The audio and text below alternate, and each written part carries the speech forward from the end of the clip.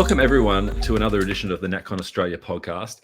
Today I'm delighted to have an old acquaintance of mine, Dr. John Lee, who I think we worked out originally. I originally got to know you about at least 10, probably more than 15 years ago.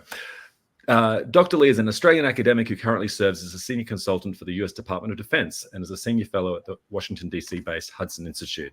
He formerly served as senior national security advisor in the office of the then Foreign Minister Julie Bishop. He has degrees from University of Sydney and a doctorate from the University of Oxford in international relations. He's a regular contributor to the opinion pages of major newspapers, both in Australia and abroad. What else should I add, John? Oh, I think that covers most of my life, but really happy to be here. Great stuff. Yeah, it's great to talk to you. So look, the most immediate contemporary issue is that Jim Chalmers, the Australian Treasurer, is heading to Beijing at the end of this month, along with a parliamentary delegation of federal representatives who seem very eager to be involved. What do you expect to come from those meetings, and what is Beijing likely to want? The current Labor government, which Jim Chalmers is part of, it seems that they want to return to a bilateral relationship where we have as much trade and commerce and investment between Australia and China as possible.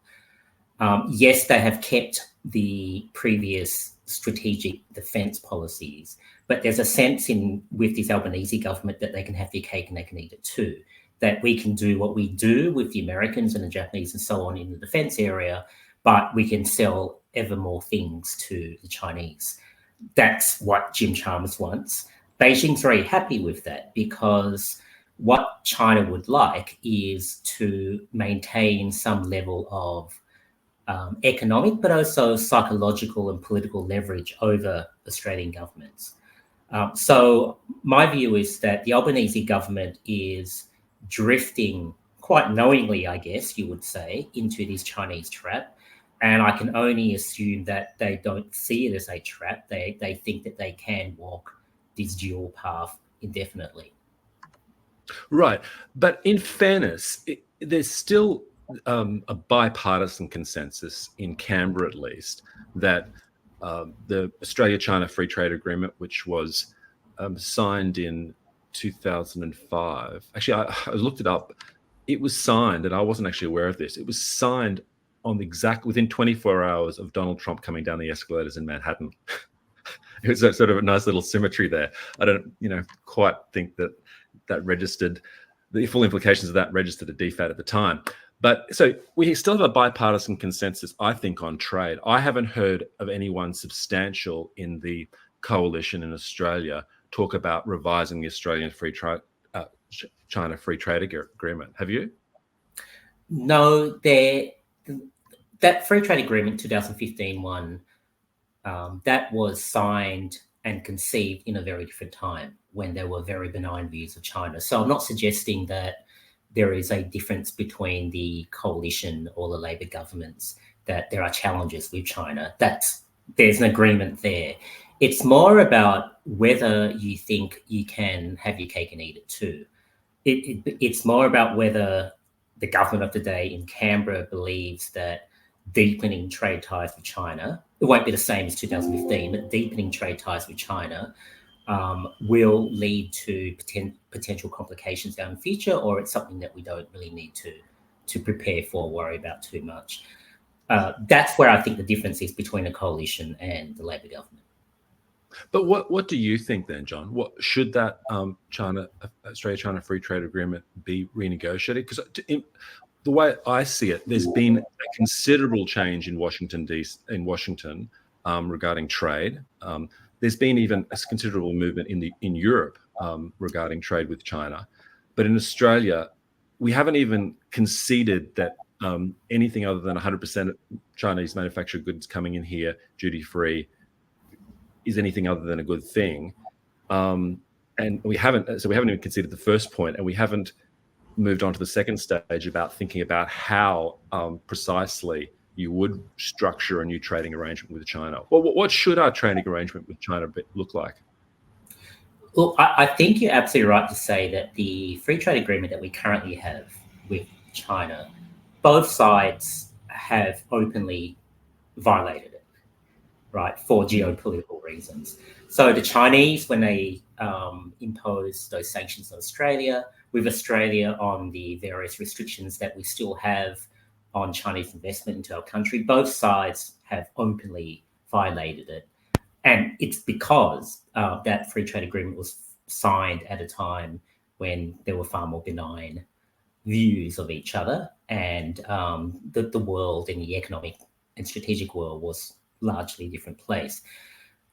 Your question, what should we do from here? I'm not quite sure that any kind of formal agreement is really possible between China and Australia. It's now just really a dog's breakfast, really, of ad hoc decisions being made by both sides. I don't think we can really get more than that. I mean, the fundamental difference now compared to 2015, there is no trust at all of either side, even though we're acting as if we have put our differences behind us. We haven't. So I don't actually think we can have any kind of formal agreement. And even if we did, I think geopolitical circumstances will rise such that one or both sides will end up breaking significant parts of that agreement anyway. But there's not a huge amount of trust, you'd say, between the United States and China, and they've rejigged significantly their trading arrangements. So why can't we do it? The United States and China have a different relationship because they're two great powers, and great powers can break rules with each other all the time. If Australia were to enter into a new written trade or economic agreement with China, obviously I don't know what those terms would be because we haven't gone there yet, but I would feel pretty confident that we would eventually break some of those rules for geopolitical reasons, and that actually puts us in a far more awkward position. So I don't like this sort of uncertain world that we're in. I just think it is the world that we are in. I would say there's also a bit of disconnect within the Australian system as well, because if you look at the defence sectors, the national security sectors on the one hand, compared to the foreign affairs, DFAT and trade sectors on the other, they don't exist in the same world. Yes, I know they are in charge of different portfolios, but one emphasises the challenge and threat of China far more than the other. So there's no real whole of government coordination when this is occurring. So you do see a situation where in security and defence terms, Australia is going in one direction, and in trade and economic terms, we're going in another direction with China. That points to, I think, a lack of cohesion in our policies. So I think it is incoherent. I mean, and JD Vance, I really like that line that he had, where he said the worst possible foreign policy with China is that China should make all our stuff and we should go to war with China, of the different options. But isn't that sort of the mindset in Canberra still? In the sense that, like you said, there's no real contemplation that our trading relationships with China will change, or at least the agreements governing it will change. And yet there's a very butchy, let's beef up our military because eventually we need to, there'll be some sort of, major military confrontation. Isn't that precisely what we shouldn't be doing? Well, with the war or conflict element, that's an issue of deterrence, which Australia has some role to play, not a major role, but Australia has some role to play. But let's put aside war, because whether China goes to war or not is not really within Australia's control, right? That's deterrence is largely going to be by the United States. So let's put aside the war issue. I'm not saying that everything should be a situation where we prepare for war and therefore we don't trade with China. That's not realistic. What I'm suggesting is that you had the trade sanctions against Australia. You had a COVID period where necessarily there was some halting of trade, particularly education and tourism and things like that. No one's suggesting we should just stop selling iron ore to China. But what I would suggest is that we, as a government, shouldn't encourage our lobster farmers, our wine producers, our agricultural producers to go flooding back into China, not necessarily because there may be a war with China, but because I think it's completely predictable that sanctions will be imposed upon Australia in the future time again, and that leaves us in a worse position than we ought to be. So in a sense, I feel like we haven't learned the lessons of the 2017 to 2021-22 period. And we are in for a rough ride with China. That's just not going to change. Do you think there's been a bit of excuse making in Canberra by people who say, "Oh, it was all going along as we expected and according to plan back in 2013, but how could we have possibly guessed that Xi Jinping would turn out the way he was? And that's not on us. We were heading in a very different direction, but we can't be held responsible for these, quirks of fate." And actually, I think it's far more, at least in my view, although it probably goes against probably the consensus. There's a continuum between what Xi Jinping thinks and what Jiang Zemin think and what Hu Jintao think and what all the rest of them think. There's not that much difference. The only difference, one of the major differences, is that China now has greater capacity to actually implement the things that former leaders would have liked to have done but couldn't. Is that fair? It is fair. My view on this is that this notion that Xi Jinping came along and scuppered our best laid plans to work productively with China, it's a cop-out. Yeah. And it's a very convenient cop-out because prior to Xi Jinping, or in the early days of Xi Jinping, there was still a consensus amongst the foreign policy establishment that China would become this compliant, responsible stakeholder. And they were wrong about that, but they were collectively wrong. So it's a very convenient argument to say, Xi Jinping ruined what were very well-laid plans. Now, if you look at the substance of Chinese foreign policy, you're absolutely right. If you look at what Xi Jinping wants, Taiwan, South China Sea, East China Sea, even more control over the political economy, greater suppression, that's not that different to Xi Jinping's predecessors. The difference is that Xi Jinping, one, has centralized power for himself, and two, he's a more aggressive risk taker than his predecessors. So that is a new element, but it doesn't change the trajectory that I think China was heading towards. And in fact, Xi Jinping has done us all a favor because he really just verified or confirmed explicitly what Chinese policy, domestic and external, is. His predecessors had the same policies, they just sort of didn't talk about them or concealed them from the rest of the world. I'll leave you with this. You would know well that the Chinese approach from Deng Xiaoping up to and before Xi Jinping of bide your time, hide brightness, right? Yeah. For me, that was never a very reassuring dictum. You're biding time, you're hiding brightness. They're not saying let's all get along. They're saying bide your time and hide your brightness. Now, that was always taken as a sign that China wanted to submissively integrate into the global system. For me, that never made sense, and it still doesn't make sense. So this is where I think foreign policy establishment, many of them have been part of a decades-old China project to integrate China into the global system in the same way that South Korea and Japan had done. For me, and I think for you as well, you did make your views clear a long time ago.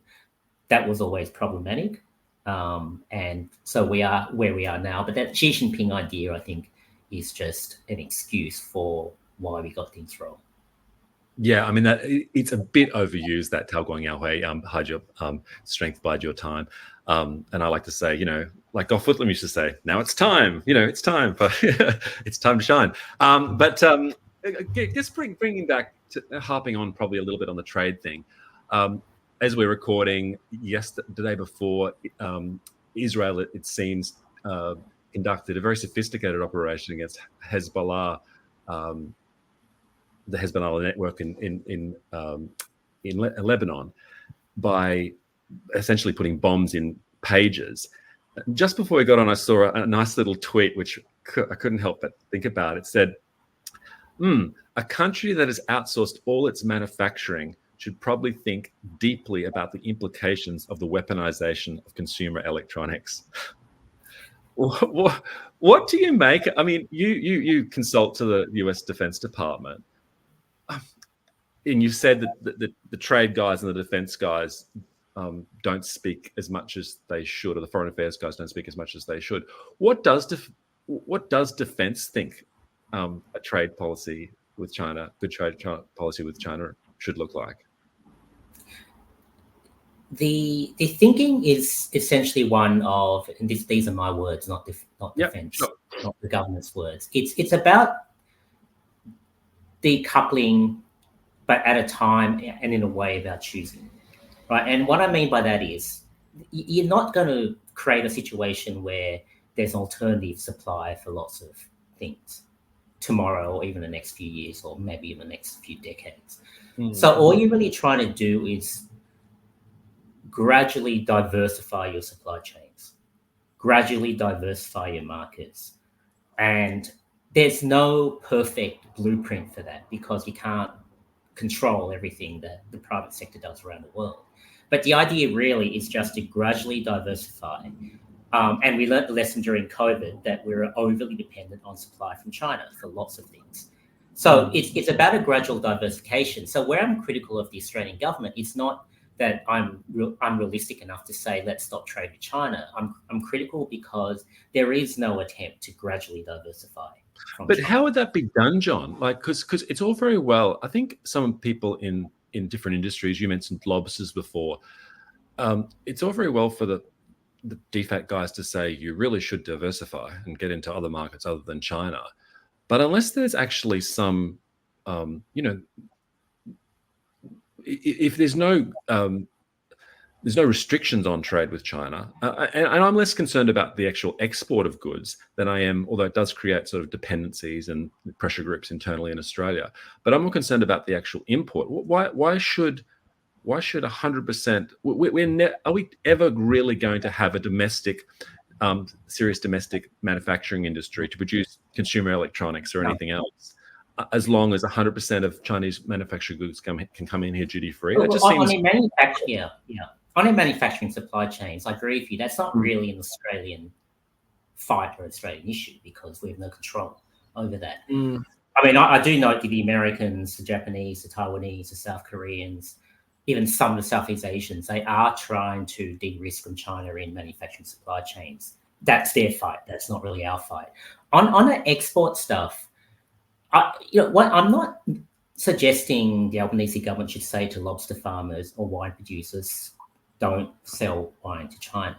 What I'm critical of with the Albanese government is that wine producers and lobster farmers should be encouraged to do their own due diligence and risk assessments of over-reliance on the Chinese market. But they're not being encouraged to do that. They're being told, on the contrary, everything's okay now, rush back into China. So that's where I'm critical of the government, that this due diligence and risk assessment of the Chinese market should be something that's continually done, because the reality is that those risks are continually going to be there. But that's now not the message that's being given. And businesses, I don't really blame them. They've seen trade ministers and prime ministers go to China and say, Australians want to come back in here. They've taken that lead. They've been discouraged to do what I'll consider prudent due diligence on these sorts of matters. But what more than words can be done? You talk about encouragement, but apart from changing rhetoric and saying go to China, don't go to China, what can be done to change those behaviors? Because China is an incredible market for these goods. Simply saying to particular industries, oh, you really should go look elsewhere, is not going to be enough if China is the one paying the highest price. I always like to quip, it's and business as you would well know, right, they have this attitude that the customer is always right, and then China happens to be the biggest customer, so they tend to sort of parrot Yeah. all of the banalities that you and I kind of tear our hair out Yeah. about. No, I don't think the Albanese government should impose any kind of regulation or restriction on, say, our lobster exporters or wine exporters. But my anecdotal experience with this issue is this, or my personal experience with this issue is this. When the Morrison government when that government was having its problems with Beijing, and clearly the bilateral relationship wasn't going well, businesses were coming to me, they were coming to other people, and asking us to do what I thought was fairly prudent, longer-term geopolitical risk assessments of various economic, commercial policies they had. Since the Albanese government's come in, those risk assessments have largely stopped. And that's what I'm critical of, that the words of the government do matter. I'm not suggesting that the Albanese government should have replicated what the Morrison government did in terms of downhill spiral in the bilateral relationship, but it's gone too far the other way. It now doesn't even talk about China as a challenge or a risk. And it is for a government and the use of words by government to encourage the private sectors and other stakeholders to make their own risk assessments. And that's just not now occurring. How do you describe yourself in sort of more theoretical terms? As a which type of foreign policy school do you tend to favour? A realist, or a subset of those, or you don't? Or you don't? I don't.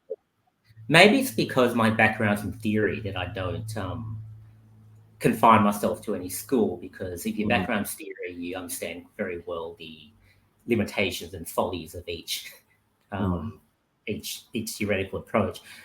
When it comes to a country like China, and I started to look into China or started to research China in around the 2008-2009 period, just because I had an inkling that most of the national security community were getting China wrong. Right now, the reason why I raised that is to say I didn't start with any preconceptions about what China was or what China is. I just looked at what its government did, what its government said, and I didn't think it was particularly encouraging, its trajectory. So what I would say to you is that, unlike a lot of people who are sinologists or started in China studies, I didn't come from a traditional school of thought as to what China is or what China was. I just observed what China did and what China said. So maybe if I had to pin myself down, I would say I'm an empiricist, if nothing else. But that was an advantage because I wasn't part of the same conversations that sinologists and China watchers were having at the time. And as you know, I came to very different conclusions at the time about China's trajectory. In a sense, I wasn't burdened by an echo chamber because I didn't have an echo chamber. I didn't resort to an echo chamber. I felt, in hindsight, that's been an advantage because I've just been able to watch in a fairly objective way what the Chinese were doing and saying, and came to my own conclusions. Yeah. It was a very small pool of people involved in China 20 years ago, and even back further, the pool got even more small. And I was sharing some photos the other day with some old classmates of mine who studied Chinese, and we were looking pretty cringeworthy back in those days. But if you go back further, it was really people associated with DFAT, occasionally odd Mormon missionaries and other type of people from the United States, or Vietnam vets who tended to get involved in China-related things in the early 80s. And so, yeah, there wasn't a huge difference of a range of perspectives at that stage. I guess on the question of like the theory stuff, I would say since 2016, with Donald Trump in the White House and the sort of reassessment of things, there has been more of a tendency at the United States to reassess its sort of 30-year history of interventionism in multiple conflicts abroad, right? Do you think that that has been absorbed or accepted at all in Canberra? You mean the American idea? You mean the American policies that were quite interventionist in the 1990s and early 2000s? 1990s, 2000, Libya, Iraq, Syria, on we go, really. Yeah. Bosnia, really, the whole post-war era, and that tendency to get very excited and emotionally invested in these places, and then typically, at least, the language followed a pattern, right? This guy's the next Hitler, and we need to act. It's appeasement if we don't, and if we don't act, it's isolationism, and then rah rah rah. We all get involved. And looking back, there has been. I mean, it's hard to see how you can certainly make a strong case that it hasn't been the greatest. It hasn't been the greatest amount of success over the last 30 years because of those interventionists. What do you make of that? Is Canberra really had to thinking about that? The Canberra has certainly learnt the lessons that regime change by force is unlikely to be successful. It certainly learnt that lesson. The lesson that I think it's overlearned is the lesson that regime type matters, and the focus in Canberra now is more that we take regimes as they are, and we don't think further about the consequences of the institutional values and structures of that particular regime. And what I mean by this is that if you remember, if you go back to the Morrison period, and Scott Morrison and his government spoke a lot about the authoritarian nature of China, about its opaque institutions and the way the Chinese Communist Party rules China, how that creates its own set of problems. That goes against the grain of Australian diplomatic and foreign policy of recent times. And DFAT was always very uncomfortable with that kind of talk. So Albanese has come in, and Albanese and Penny Wong never talk about the regime in China and the implications of that regime. And where I think there's been an overlearning of lessons from the early 2000s and the 1990s is that regime type does matter. It doesn't mean that you use force to change a regime that you don't like, but neither does it mean that regime type doesn't actually matter. So in my view, the authoritarian institutions of China and the way China is ruled do lead to certain outcomes and implications that are negative for Australia. We just have to acknowledge that. It doesn't mean we don't deal with China, but we have to acknowledge regime type matters, whereas the foreign policy establishment in Australia largely wants to discount the impact of regime type, when it comes to bilateral relationships. Which is a much more realist school perspective in one way, right? It says that it doesn't matter, don't look inside the bowling ball. Nations will act according to their power and interest. And China would be sort of do the same if it was ruled by Chiang Kai-shek rather than Xi Jinping. But the two don't go together, because on the one hand, you've got DFAT and much of the foreign policy establishment saying, everything's changed under Xi Jinping. But on the other hand, they say, we shouldn't focus on regime type or what happens inside that bowling ball. So those two things are contradictory, right? My point is that Xi Jinping is able to do what he does because of the institutions that China has, and that is of consequential significance. Yeah, I mean, I like to give the example where Brazil is a big, large country, continent, but it doesn't threaten its neighbors or has better relationships with its neighbors than China does. We don't worry about Brazil, at least, who knows, but invading its neighboring countries for this, that, and the other reason, right? Whereas China, that's a much more live possibility. Where do you stand on the Taiwan question? Do you think it's a realistic possibility that there will be some sort of hot war or confrontation in the Taiwan Strait in the near future? I do think it's a realistic possibility, but I think we have agency over whether it happens or not. Xi Jinping has been very clear, and when someone with that amount of power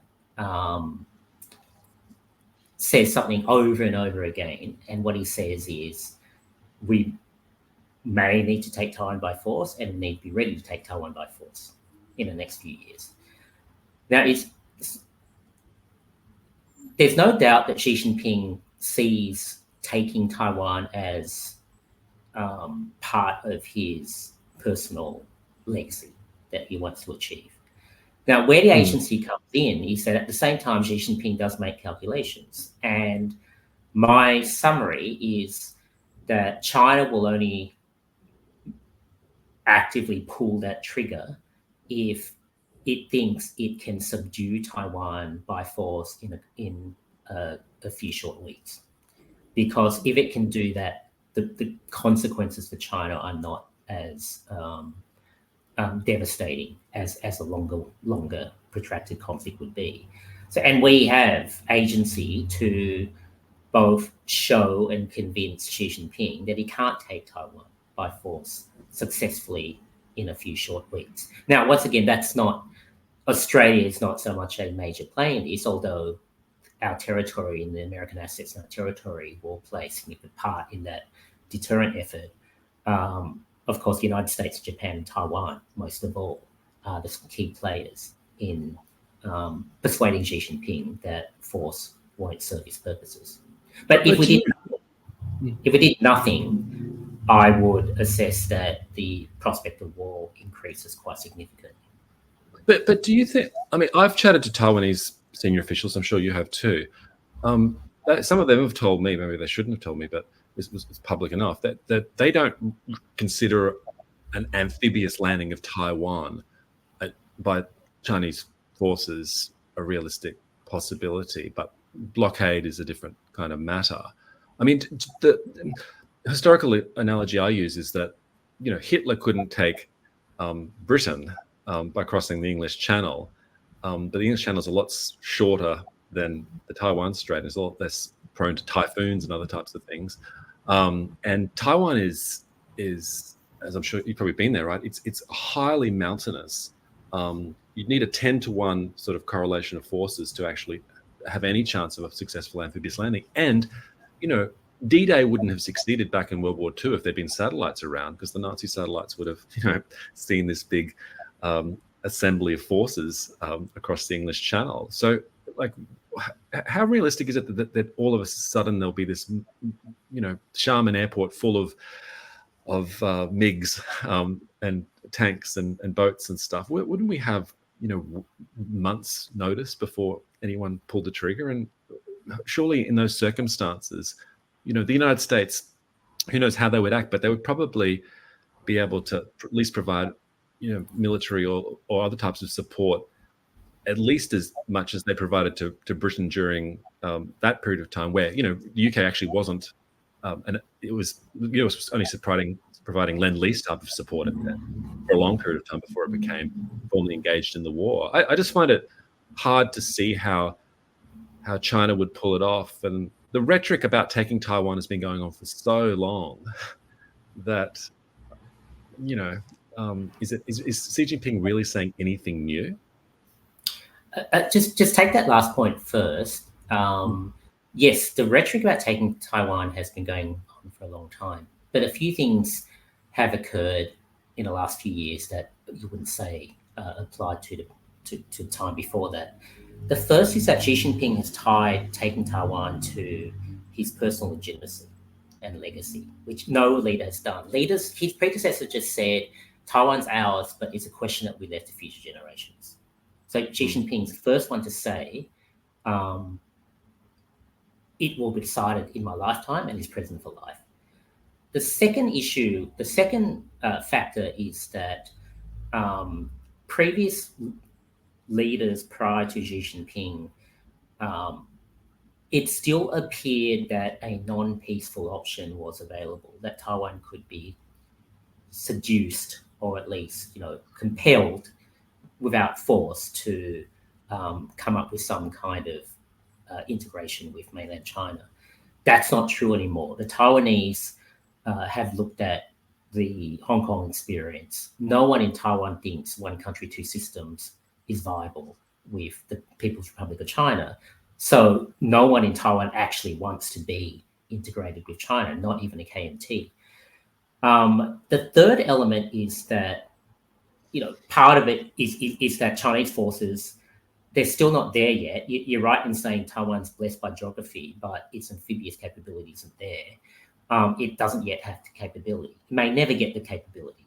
And I suspect you may be right that a blockade is actually the more likely move against the Taiwanese to coerce the Taiwanese rather than a full-on invasion.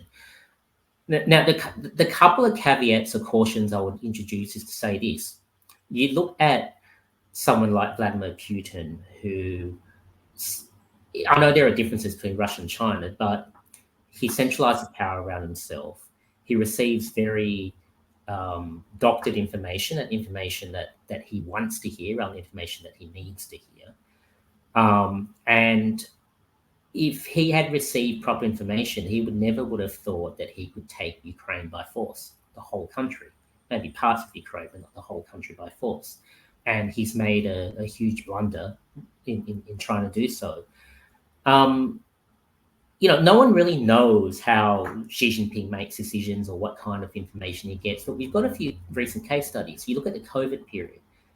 It was pretty obvious to me that he wasn't getting great information about what was actually happening in the country, what was happening in the country's economy because of his policies. It seemed to me he was getting information that he wanted to hear. And that wouldn't surprise you, because who wants to give him information that doesn't accord with what he wants to hear? Now, that kind of governing setup, I think, is very dangerous, particularly when you already have someone like him in power who says, I need to take Taiwan in my lifetime, and I'll do it by force if I have to, and I'm preparing my forces.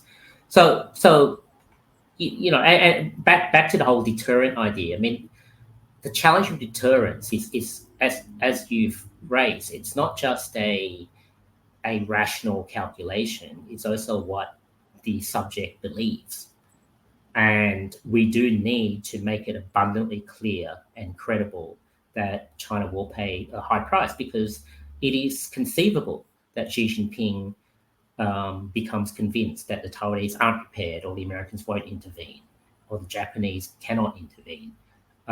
We just need to make those judgments clear for Xi Jinping to minimize the prospect that he will pull that trigger.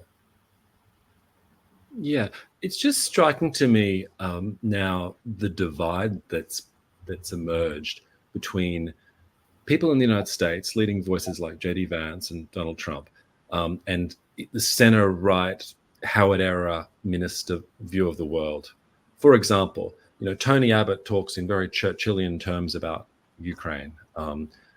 J.D. Vance has said, a lot of these things are none of our business. And one, Ohio, a swing state in the United States, saying that explicitly. Donald Trump talks about Iraq in a way that's very different to the way John Howard talks about the intervention in Iraq. And I just think that there isn't a huge amount of evidence on the center right, at least in Australia, that there is a change in the mood in the global superpower, that we can't sort of expect to resume to the normal programming anytime soon, even if Kamala Harris or whoever gets in. The mood there has changed. With Taiwan, there's a balance to be struck, right? You've got to be credible, but at the same time, there can be an over-egging of it. And by over-egging things, you sometimes can get yourself tripped up into unnecessarily into a war. What do you make of that? I mean, is there? Am I sort of the new Neville Chamberlain, or am I? Is it? No, I think you're onto something here, because the centre right in Australia, much of the centre right, still implicitly begin their comments from a time when the United States was uncontested. Yeah, in its power. So, in that post 1992 period, you can talk about taking on authoritarian regimes around the world and reshaping the balance of power in our favour in grand terms and those sorts of things. But that's not the world we live in now. We now live in a world where the United States, even though it's still the most powerful country, is not the most necessarily most powerful everywhere in the world, right?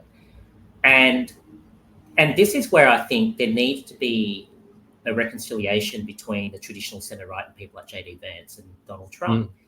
I have some sympathy for the sentiment behind J.D. Vance and Donald Trump when they say things like, why should the United States cover all this?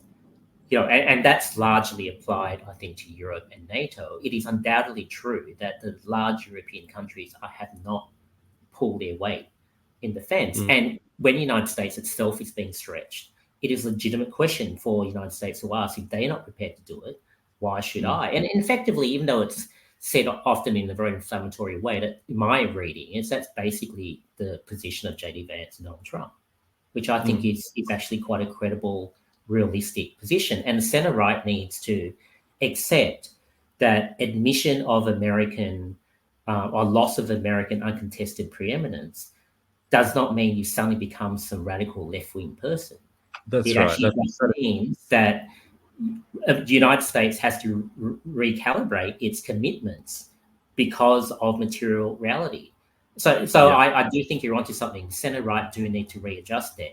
And so say you take Tony Abbott's, contemporary comments. Now, in principle, I don't agree with them, but it's an ends means issue. And I say that you can assess each conflict on its merits, but over the last 30 years, there's been this utopian, I call it reckless evangelicalism, that there's no limit to American power, that there's no cost benefit that ever needs to be assessed with these interventions. It's all emotionalism. I mean, predominantly emotionalism, and there's no prudence. Those sort of old conservative sort of virtues of prudence and realism and restraint, and taking the world as it really is, not as you want it to be. That seems to have been lost a lot in foreign policy in the last 30 years, and it's only. I was going to say, part of it is, J.D. Vance and those guys actually have said, to be fair, that there should be a reweighting to Asia, and in terms of what the change should be, that we should stop these interventions, and yet rebalance to Asia to protect, against emerging, larger traditional threats. Well, a lot of the hawks in the United States, and by temperament, I consider myself a hawk, but I'm not a silly or one-eyed hawk.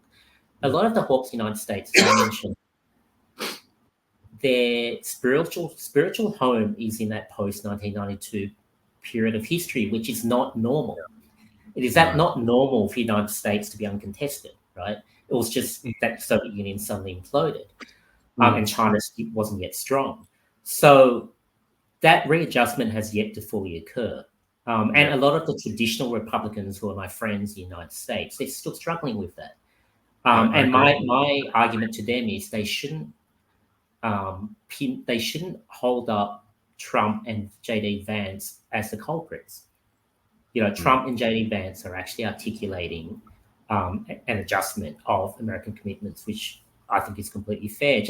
Just to give you a practical example, a lot of the hawks in America want to support Ukraine to the hilt, right? Now, I understand that sentiment. It is noble. But you look at something practical like HIMARS. The United States has extinguished 2/3 of the HIMARS, giving them to Ukraine. We simply don't yet have the military supply chains to prosecute that kind of role. And if you want to prosecute that kind of role, then I'd rather hear talk about building military supply chains that actually produce weapons rather than just a rhetoric about, let's go and take on these bad guys around the world. So principles of prudence, realism, practicality, those things are not just important, they are fundamental. If you don't pay heed to them, it will lead to disaster. So I'm personally not that critical of the Trump foreign policy. In principle, I mean, there are some things you might quibble about here and there, but the point is that Trump foreign policy, in my view, is quite commensurate with some of the realities that the United States is facing. It's certainly provided a shakeup. I do think that in centre-right and Australian circles, there's a tendency to view all foreign political disputes either through the lens of the Cold War or through World War II. It's either, everyone has to be either Reagan or Churchill. And I increasingly think people should look back. The world we find ourselves in now is much more akin to the 19th century. And we need to look at the way Britain as a dominant power, but one that didn't quite have the preeminence of the United States at that time, and the challenges it had to deal with and the sort of trade-offs it had to make. And it didn't always do it well, but it did it as, there was a lot of wisdom contained in that approach.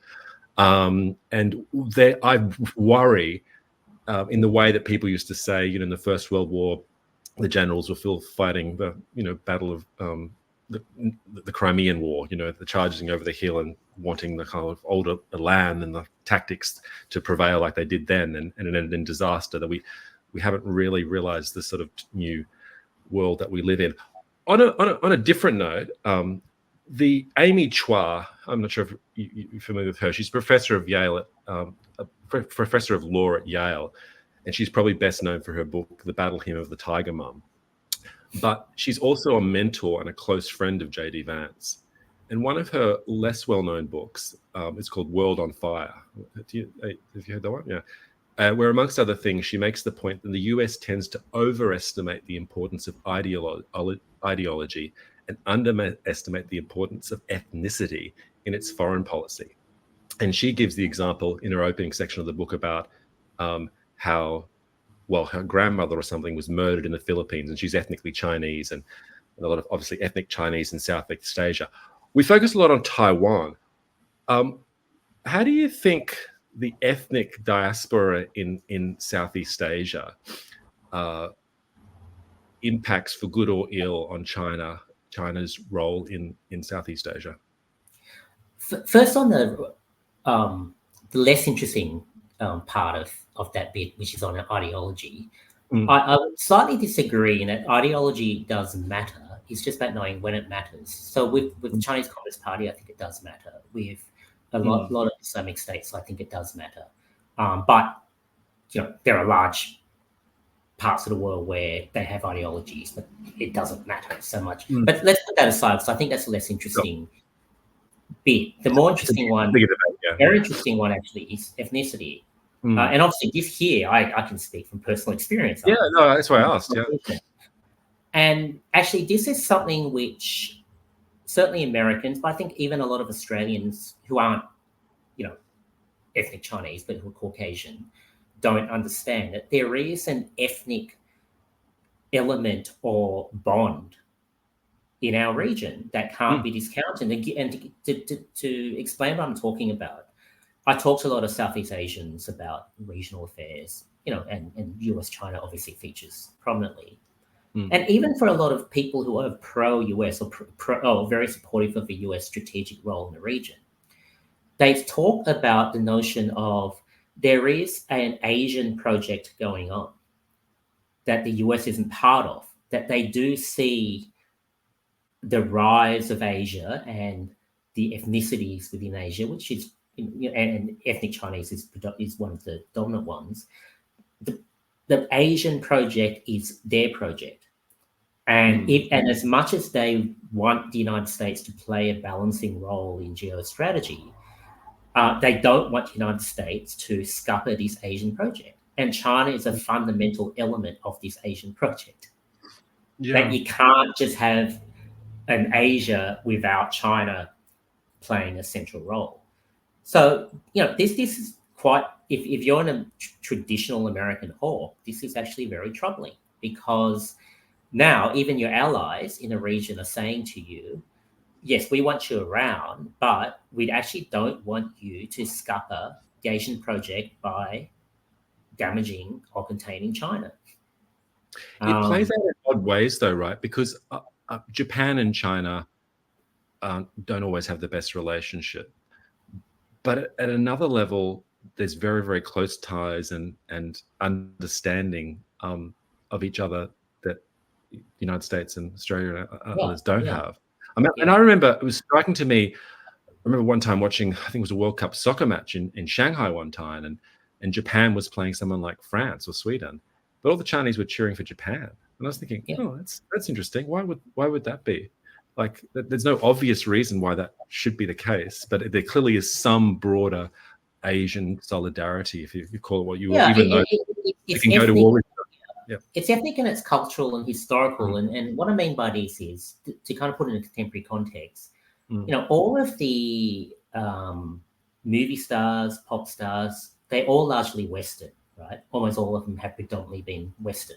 yeah. And so when you've got the rise of Korean pop stars, Japanese pop stars, Chinese pop stars, Yeah. there is a collective pride in Asia Yeah. that the Asian culture and ethnicity is now re-emerging alongside the Western one. So, that is significant. That Yeah. there is this idea that the time of the East it has come, Yeah. right? And that's not just Chinese propaganda. It's obviously there's a whole lot of nuance involved. I would say there's definitely some North Asia solidarity, but Chinese in Southeast Asia, the relationship between obviously ethnic Chinese and Malays haven't always been fantastic. And while people always focus on Taiwan, which is to some extent an ideological conflict, right? They are Chinese on both sides of the strait, with some minor differences, I suppose, with depending where they came from in China. But in Southeast Asia, there are more ethnic issues at play. And I always wonder, I mean, I was in China in 97 as a student. It probably dates me, but that was the time of the Asian financial currency crisis. And there were serious ethnic kind of attacks against Chinese in Indonesia during that time. And there was concern in mainland China about that. But China was so weak, it couldn't really do anything. It couldn't project its force. If something like that occurred today and there were, videos on WeChat and everything else being sent back to China about Chinese businesses in Jakarta being set ablaze and people being preyed on, I think China would find it very hard not to want to get involved or send something down and sort of project its force in that direction. I've spoken to a very senior Indonesian ex-minister, the quite recent one, on this precise issue. And his view was that if there were attacks on the Chinese Indonesian community, China would intervene. Yeah. And therefore, the government in Jakarta wouldn't allow it to really get out of hand because they know China would intervene. I would say the same thing about Malaysia, if that happened as well. So that, in terms of this ethnic element that you've raised, I mean, throughout in our region, the ethnic Chinese element is the dominant ethnicity in the region as a whole, right? Even though there are lots of others. Yeah. And the point I make is that this is a huge cultural advantage that China has that the United States doesn't in our region. No, yeah, that's right. What was I going to say? Yeah, so you think that I mean, I suppose it's a good thing for the Chinese diaspora in Indonesia that the Indonesian government realizes that would be such a hot issue, and that to avoid China intervening, it would actually take a more proactive stance in protecting the local Chinese majority population than it did in the past.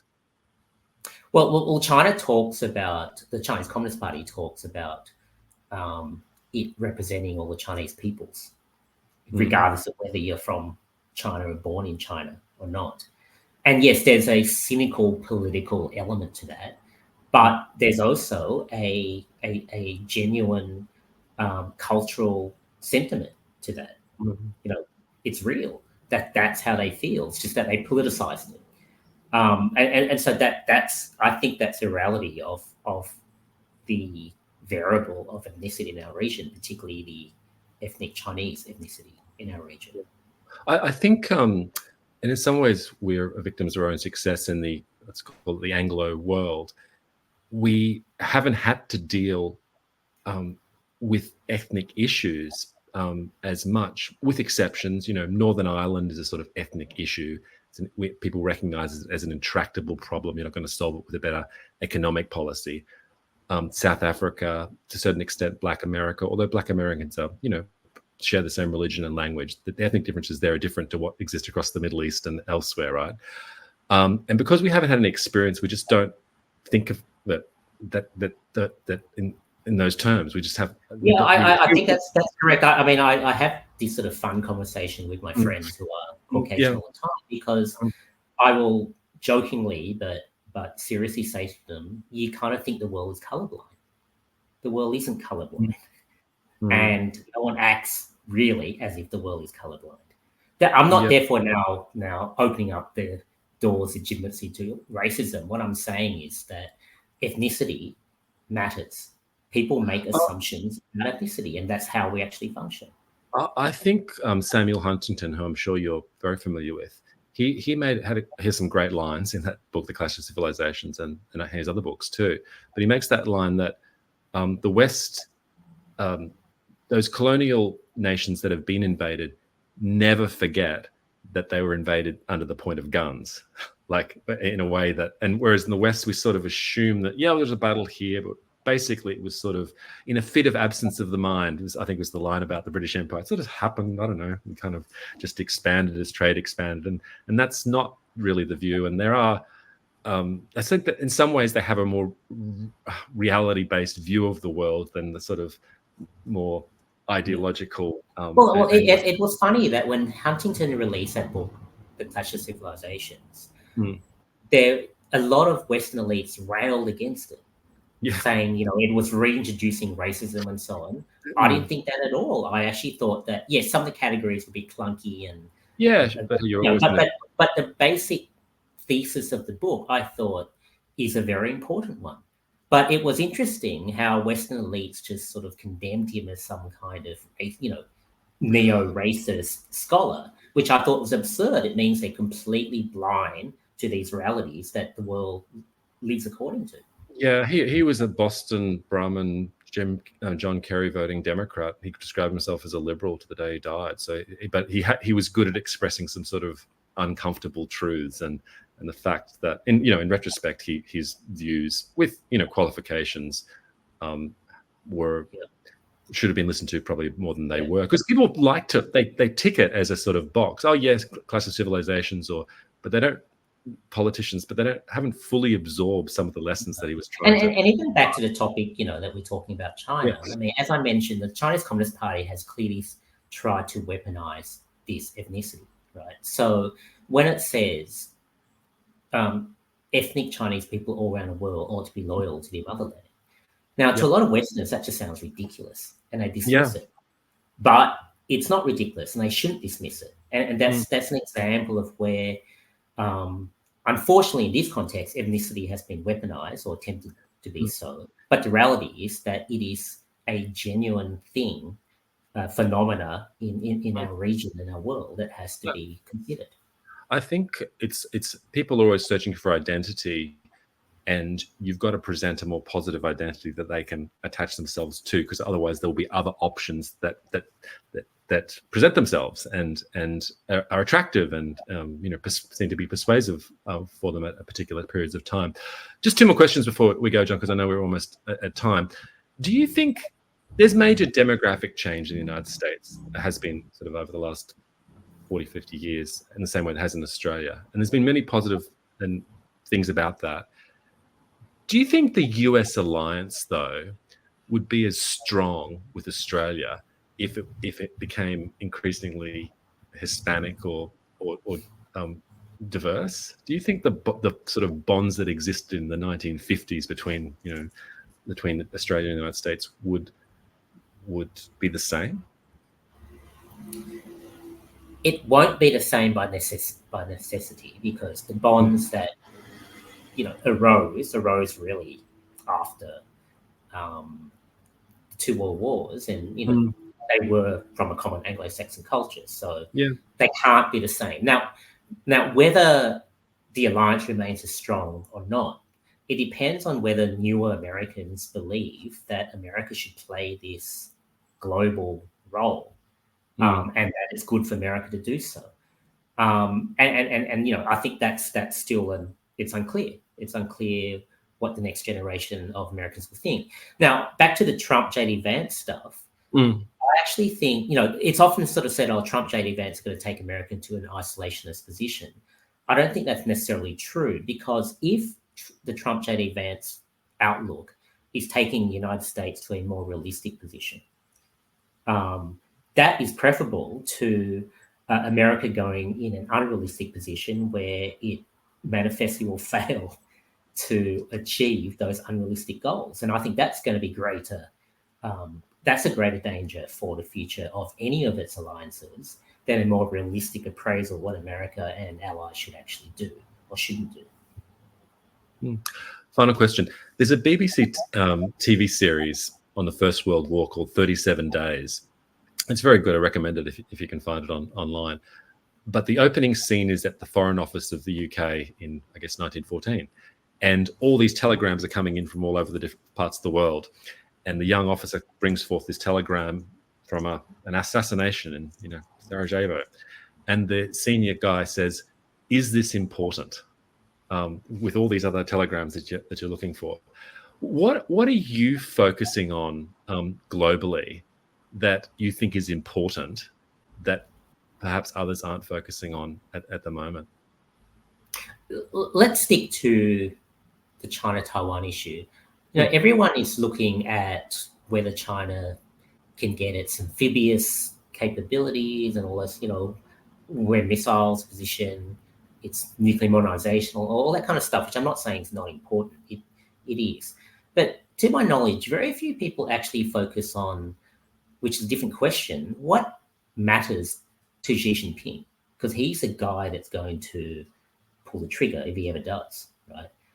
Like, does he just turn up to work each day with Excel spreadsheet of, can we do an amphibious landing? I don't think so.